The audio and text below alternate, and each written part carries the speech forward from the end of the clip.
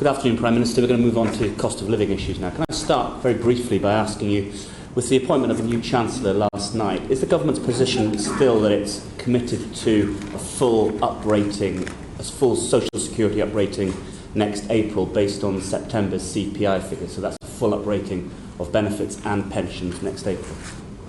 I'm aware of no change in our policy. Has the new Chancellor indicated any desire or intention to look at reopen any of the decisions we've made in response to the cost of living crisis, or indeed are there any areas that you would want him to reopen?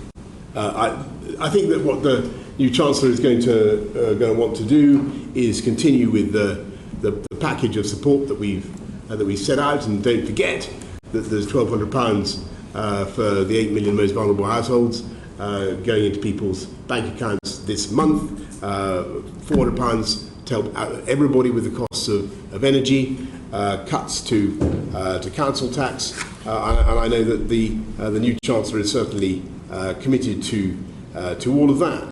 So as far as you're concerned, Prime Minister, the basic template for our response to the cost of living crisis, indeed our wider tax and spend strategy, remains locked for now under the new Chancellor. Well, you're pushing a bit too hard. I think that that would be, that's not quite the conclusion that I want you to draw. I certainly think that the new Chancellor will want to think about what we can do to do even more to help people, whether on the fiscal front or whatever. The Minister for Brexit Opportunities recently appeared to be quite dismissive of OBR forecasts, and I think even appeared to question the usefulness of the OBR altogether. Do you, Prime Minister, have confidence in OBR forecasts? I think that the OBR forecasts are very useful.